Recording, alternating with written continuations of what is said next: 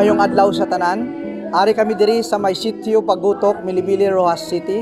Nagahiwat kita sang isa ka hilikuton nga kung sa diin ang aton nga mga elders nagahatag sang voice and prophecy lesson para sa aton nga mga adults.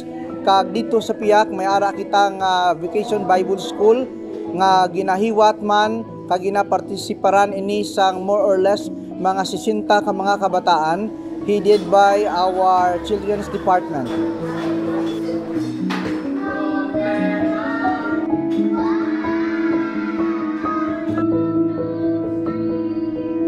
Kag subong man diri sa akon nga likod makita naton ang aton nga mga elders, ang aton nga mga adults leaders nga nagahiwat sang isa ka paghatag sang pagtuon nahanungod sa Biblia o nahanungod sa pagtulunan no nga ginausar nila amo ang voice of prophecy lesson.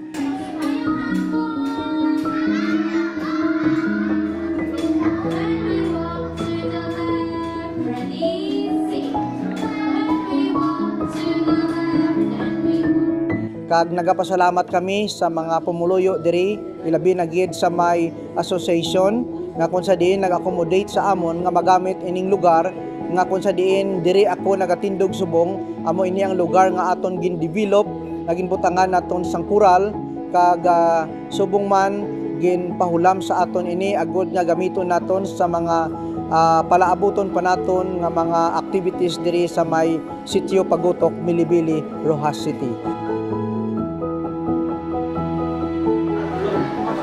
Ikatatlong bahid, 1/3 in English, 1/3.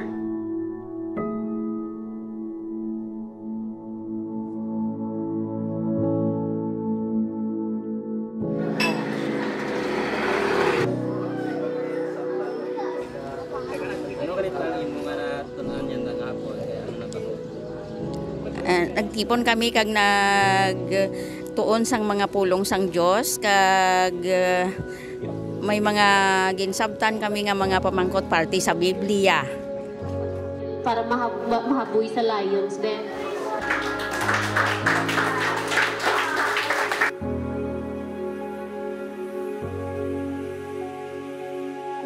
For now, amo ni ang aton updates sa aton nga activities diri nga ginahiwat sa may sitio Pagutok.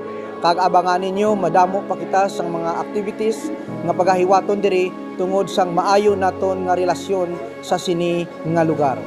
Madamo gid nga salamat kag mayong adlaw sa inyo nga tanan.